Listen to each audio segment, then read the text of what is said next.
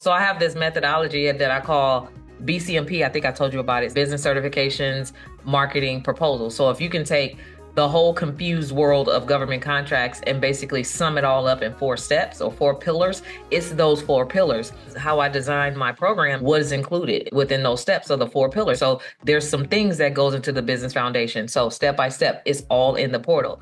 There's some things about marketing, how to create your capability statement, extract your value, how to reach out to the contractors. Then we have the templates. All of that stuff is in the portal so that you can actually market to the government. And then there's the proposals, like what it is, what they are, where to find them, how to qualify for them, how to do them, how to respond, how to price. All of that stuff is broken down under that whole methodology. There was a Forbes study done on the small businesses in the US, and it says 99.9% of the people employed in the US are employed by small businesses. Defined by the SBA, the Small Business Administration, a small business is any company that has under 500 employees. Well, there's a lot of people that fall under that, which means that if you don't even have one employee, you have the potential to grow your business with these government contracts to up to 500 employees and still be considered a small business. You fall within that category that makes you special, which is why they have the Small Business Act of America, where they're like, fuel this money to small businesses, because you are the ones that is keeping the economy set, like right now.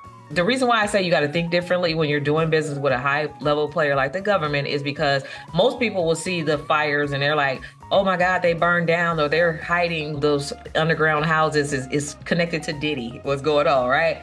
But a high level entrepreneur is like Department of Forestry contracts. They about to be hiring small businesses for the cleanup. They're going to need to do remodels and rebuild. That's going to be construction through the city. If I'm a small business, they're going to have to use me as a small business. So you have to understand how to think through those opportunities, right? Even when you watch the news is like, oh, people are killing each other and his mental health is at record time high.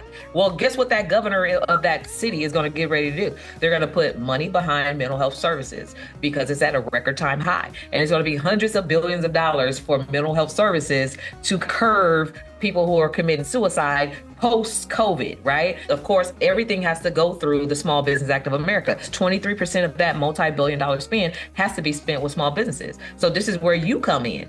So how are you positioning yourself instead of watching the news just to be filled with anxiety? You got to see things differently. So seeing, thinking, hearing very differently from the average person, because the average person is just talking about things. They're not understanding how to creatively put themselves in position to be a part of that thing.